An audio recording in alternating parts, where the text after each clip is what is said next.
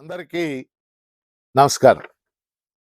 గత 2-3 రోజులుగా అంతర్జాతీయంగా జరుగుతున్నటువంటి పరిణామాలు ఎంతో సంచలనాన్ని రేకిస్తున్నాయి.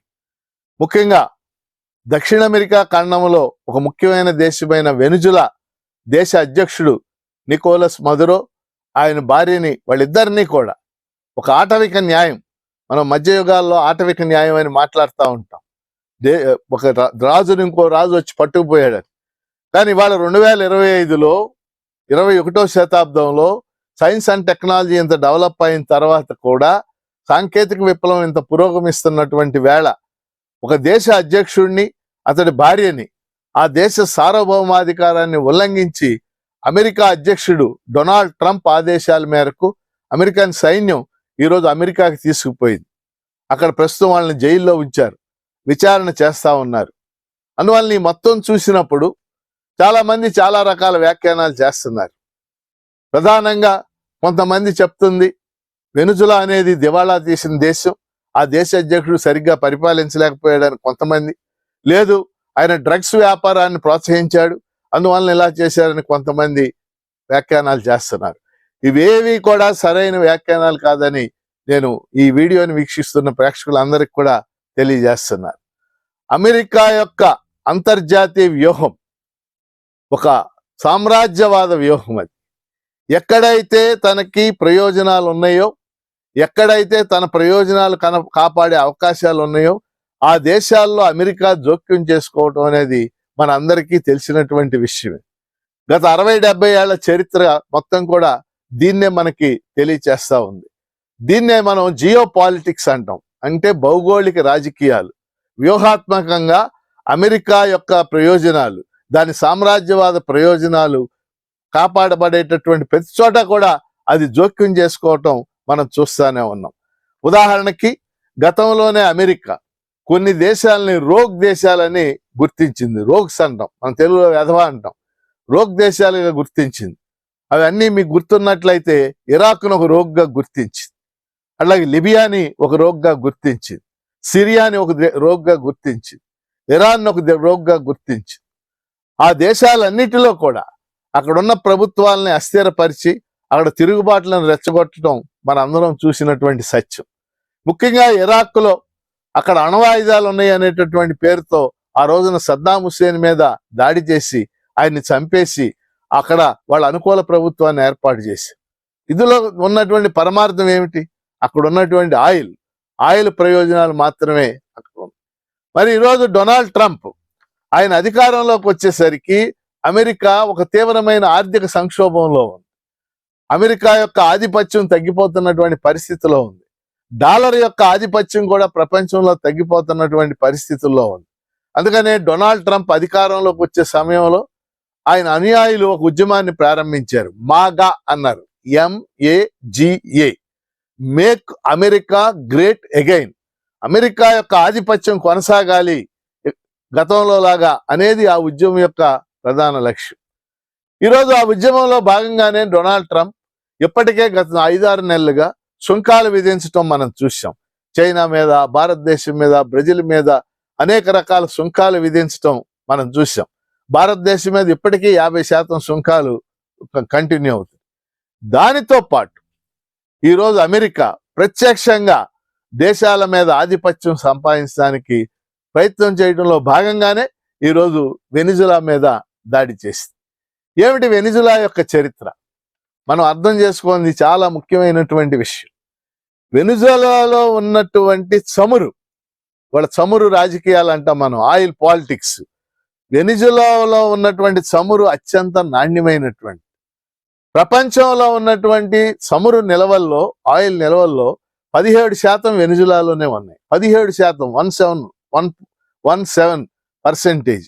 మీకు ఒక ఉదాహరణ చెప్పాలంటే ఈ క్షణాన వెనిజులాలో మనం చూస్తే 303 బిలియన్ బ్యారెళ్ల ఆయిల్ ఉంది. 303 బిలియన్ బ్యారెళ్ల ఆయిల్ ఉంది. అదే సౌదీ అరేబియాలో 267 బిలియన్ బ్యారెళ్ల ఆయిల్ ఉంది.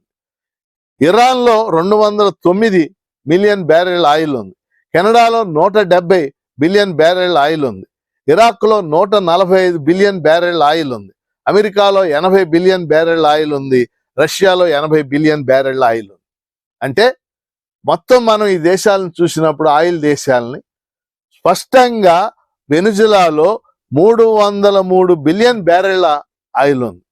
ఆయిలే కాదు, వెనుజులాలో ఇంకోటి కూడా ఉంది, బాక్సైట్, బంగారం, కొన్ని లక్షల కోట్లు డాలర్ల విలువ చేసేటటువంటి ఖనిజ నిక్షేపాలు అక్కడ ఉన్నాయి. అంటే ఒక అంచనా ప్రకారం 1.36 లక్షల కోట్ల డాలర్లు విలువ చేసే బాక్సైట్, బంగారం కూడా వెనుజులాలో ఉన్నాయి. ఇది చెప్తున్నటువంటి అంచనా.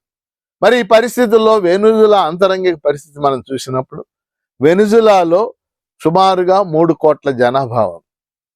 గతంలో అంటే 1998 దాకా వెనుజులాలో కూడా అమెరికా అనుకూల ప్రభుత్వమే ఉండేది. అక్కడ అమెరికన్ ఆయిల్ కంపెనీలు, అక్కడ ఉన్నటువంటి ఆయిల్ మొత్తం కూడా డ్రిల్లింగ్ చేస్తూ ఉంటాయి. చాలా పెద్ద పెద్ద కంపెనీలు. ఉదాహరణకు రెండు పేర్లు మీకు చెప్తాను. ఎక్సన్ మొబిల్ అనే ఒక కంపెనీ, అమెరికన్ కంపెనీ, కోనుకో ఫిలిప్స్ అనే కంపెనీ. ఈ 2 కంపెనీలు చాలా పెద్ద కంపెనీలు అంతర్జాతీయంగా. ఇలాంటి కంపెనీలు అమెరికా కంపెనీలు వెనుజులాలో డ్రిల్లింగ్ చేస్తూ ఉండేవి. కానీ 1998లో సోషలిస్టు భావాలు ఉన్నటువంటి వ్యక్తి, మనందరికి తెలుసు, హ్యూగో చావెజ్ అధికారంలోకి వచ్చాడు. హ్యూగో చావెజ్ ఏమి కమ్యూనిస్ట్ కాదు. ఆయన కొన్ని సోషలిస్టు భావాలు ఉన్నాయి. ప్రజలకు మంచి జరగాలి, ప్రజలకి అనేక వస్తువులు కల్పించాలనే కోరికలు ఉన్నటువంటి వ్యక్తి. ఆయన అధికారంలోకి వచ్చాడు. ఆయన అధికారంలో రాగానే చేసినటువంటి మొట్టమొదటి పని, మొత్తం ఆయిల్ బావులు అయితే ఏవైతే ఉన్నాయో, అమెరికా కంపెనీలు డ్రిల్లింగ్ చేస్తున్నటువంటి ఆయిల్ నిక్షేపాలు ఉన్నటువంటి బావులు మొత్తాన్ని జాతీయం చేసి, జాతీయం అంటే మనకు తెలుసు, ప్రభుత్వం తీసుకోదు, అందులో తప్పే ఉంది. అందుకని అతను హ్యూగో చావెజ్ అలా తీసుకున్న తర్వాత ఆ వచ్చిన డబ్బుతో ప్రజలకి అనేక వస్తువులు, సౌకర్యాలు, విద్య, ఆరోగ్యం, వైద్యం, ఈ అనేక సౌకర్యాలు ఆయన కల్పించాడు. అమెరికాకి ఇది నచ్చలేదు.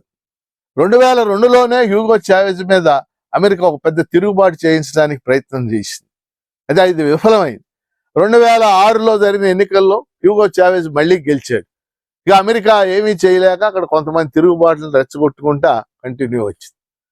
హ్యూగో చావెజ్ 2013 దాకా అధికారంలో ఉన్నాడు. 2013లో నికోలస్ మదురో అధికారంలోకి వచ్చాడు. 2013 నుంచి ఈ రోజు దాకా మదురో అధికారంలో ఉన్నాడు. దాదాపు చావెజ్ అనుసరించిన విధానాలనే మదురో కూడా అనుసరించి ఈ పెట్రోల్ డబ్బు ఏదైతే ఉందో, పెట్రోలియం మీద వచ్చే డబ్బు దీనికి వాడుతూ ఉన్నాడు. అందుకని ఈరోజు మన అందరం కూడా గుర్తించాల్సినటువంటిది ఏంటంటే 1998 నుంచి ఇప్పటి దాకా, అంటే ఒక 25 సంవత్సరాలు వెనుజులాలో ఉన్నటువంటి ఆయిల్ నిక్షేపాల్లో వచ్చే ఆదాయం కేవలం ప్రజల కోసం ఉపయోగించబడింది. అమెరికా బహుళజాతి కంపెనీలు పక్కకు నెట్టివేయబడినాయి. ఇది ప్రధానమైనటువంటి అంశం. దీంతో పాటు ఇంకొక కీలకమైన అంశాన్ని మనం అర్థం చేసుకోవాలి. ప్రపంచంలో అమెరికా ఆధిపత్యం తగ్గే కొద్దీ చైనా ఆధిపత్యం, రష్యా ఆధిపత్యం, బ్రిక్స్ ఆధిపత్యం, అంటే ఇక్కడ ఆయుధ ఆధిపత్యం అని కాదు, వ్యాపారంలో వాటా పెరగటం, ఇదంతా కూడా జరుగుతుంది. వెనుజులా ఇబ్బందుల్లో ఉంది కాబట్టి గత 10 ఏళ్లుగా వెనుజులా యొక్క ఆయిల్లో 80% చైనాయే దిగుమతి చేసుకున్నందుకు గాను చైనా యువాన్ల రూపంలో, అంటే చైనా యొక్క కరెన్సీని యువాన్ అంటారు, యువాన్ల రూపంలో తన యొక్క చెల్లింపులు చేస్తా ఉంది. ఇది అమెరికాకి ఎంత మాత్రం నచ్చని విషయం. ఇవాళ ఆంధ్రజ్యోతి ఎడిటర్ గారు ఒక వ్యాసం రాశారు. ఆ వ్యాసం లక్ష్యం చైనా, అస్త్రం వెనుజులా, లక్ష్యం చైనా, అస్త్రం వెనుజులా అని హెడ్డింగ్ పెట్టాడు.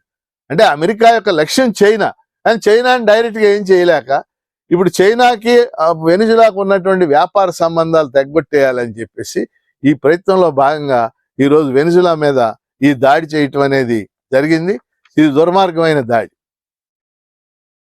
దాడి చేసి వాళ్ళని అమెరికా తీసుకుపోయాక ఎక్కడా కూడా డొనాల్డ్ ట్రంప్ వాళ్ళు నార్కోటిక్ అంటే డ్రగ్స్ అమ్మటం వల్ల మేము అరెస్ట్ చేశామని కానీ ఇది ఏమి ఎక్కడా కూడా చెప్పలేదు. వాస్తవంగా రిపోర్ట్లు అన్నీ కూడా తెలియజేసేది వెనుజులాకి డ్రగ్స్తో ఎలాంటి సంబంధం కూడా లేదని చెప్పేసి. అంటే కేవలం వెనుజులా యొక్క ఆయిల్ నిక్షేపాలు, వెనుజులాకి చైనాతో ఉన్నటువంటి సంబంధాలు, అందుకని వాళ్ళు ఏం చేశాడు, డొనాల్డ్ ట్రంప్ అది ఆయన అరెస్ట్ చేయంగానే అక్కడ ఉన్నటువంటి ఆ, అధ్యక్షురాలుగా తాత్కాలికంగా ప్రకటించాడు. మేమే పరిపాలిస్తాం, ఎంత స్పష్టంగా చెప్పాడు చూడండి. మేమే పరిపాలిస్తాం అంటే రాబోయే కాలంలో ఒక తొత్తడపు ఎన్నికలు జరిపి తమకు నచ్చిన వాడిని అక్కడ గెలిపించి ఆయన ద్వారా అన్ని దేశాల్లో అది అమెరికా అదే చేస్తూ ఉంటుంది. ఆయన ద్వారా పరిపాలన చేయాలని, ఆయన లేక ఆమె ద్వారా పరిపాలన చేయాలనేటటువంటిది వాళ్ళ యొక్క ఉద్దేశం. ఈ మొత్తం వ్యవహారాన్ని ప్రపంచం అంతా ఖండించింది. అమెరికాలో ఉన్నటువంటి కమలా హ్యారిస్, ఆవిడ మొన్న అధ్యక్షురాలకు పోటీచింది, ఆవిడ ఖండించింది డొనాల్డ్ ట్రంప్ విధానాలని. అలాగే డెమోక్రాట్స్ ఖండించారు. అలాగే బెర్నీ శాండర్స్ ప్రతిపక్ష నాయకుడు, ఆయన ఖండించాడు. ప్రపంచంలో అనేక దేశాలు దీన్ని అత్యంత తీవ్రమైనటువంటి సంఘటనగా ఖండించింది. కానీ భారత ప్రభుత్వం ఈరోజు మీరు ప్రకటన చూసి ఉంటారు పేపర్లో, మోడీ నన్ను సంతోషపరచాలని చూస్తున్నాడు అని చెప్పేసి. అంటే మోడీని చాలా హీనంగా మాట్లాడాడు డొనాల్డ్ ట్రంప్. అయినా సరే ఇటువైపు నుంచి ఖండన ఏమీ లేదు.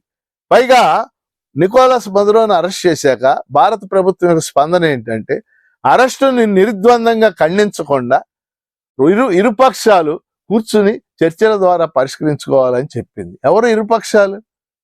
అలా చర్చల ద్వారా జరిగేటటువంటి పరిస్థితి ఉందా?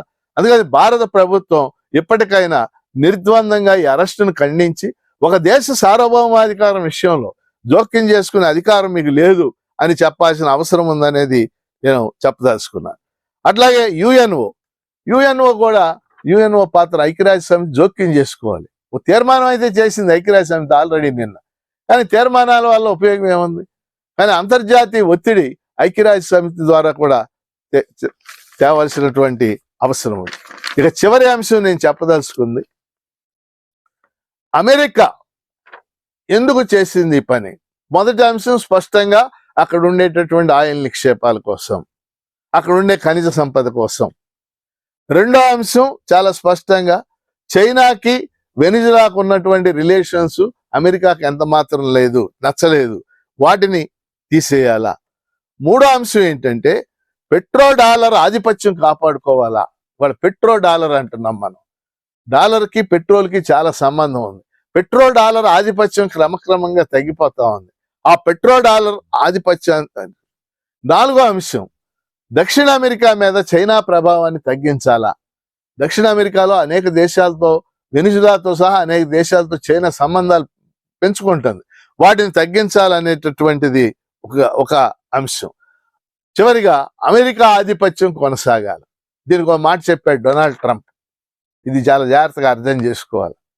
200 ఏళ్ల క్రితం 1823 అంటే చూడండి, 1923 2025 అంటే 200 ఏళ్ల క్రితం అమెరికా అధ్యక్షుడిగా మన్రో అని ఒక ఆయన పనిచేశాడు. ఆయన మన్రో డాక్ట్రిన్ అని ప్రకటించాడు. మన్రో డాక్ట్రిన్ అంటారు, అంటే మన్రో సిద్ధాంతం అని ప్రకటించాడు. నిన్న డొనాల్డ్ ట్రంప్ నోటంట మళ్ళీ 200 ఏళ్ల తర్వాత ఆ మాట నిన్న వినపడింది. ఏమంటున్నాడు డొనాల్డ్ ట్రంప్? అమెరికా మాదే. అమెరికా అంటే ఆయన ఉద్దేశం ఇక్కడ ఉత్తర అమెరికా, దక్షిణ అమెరికా, సెంట్రల్ అమెరికా, వీటన్నిటి మీద పెత్తనం మాదే ఉంటుంది. అందులో భాగంగానే డొనాల్డ్ ట్రంప్ ఇవాళ ఏమన్నాడో మీ అందరికి కూడా తెలుసు. ఇది కేవలం ఇవాళ వెనిజులానే కాదు, మేము క్యూబాని కూడా దాని సంగతి చూస్తాం, కొలంబియా సంగతి చూస్తాం. దాంతోపాటు ఈరోజు న్యూస్ పేపర్ వచ్చిన వాళ్ళు చూడండి మిత్రులంతా కూడా గ్రీన్లాండ్ మాదే అన్నాడు. ఇది వరకు అన్నాడు, తమాషాగా అనుకున్నాం. ఈరోజు స్పష్టంగా ప్రకటించేశాడు గ్రీన్లాండ్ మాదే. అంటే గ్రీన్లాండ్ అంటే ఏంటి? గ్రీన్లాండ్ అనేది డెన్మార్క్కు సంబంధించినటువంటి ప్రదేశం. అక్కడ లక్షల కోట్ల డాలర్లు విలువ చేసేటటువంటి ఖనిజ నిక్షేపాలు ఉన్నాయి గ్రీన్లాండ్లో. అమెరికా దృష్టి దాని మీద కూడా పడింది.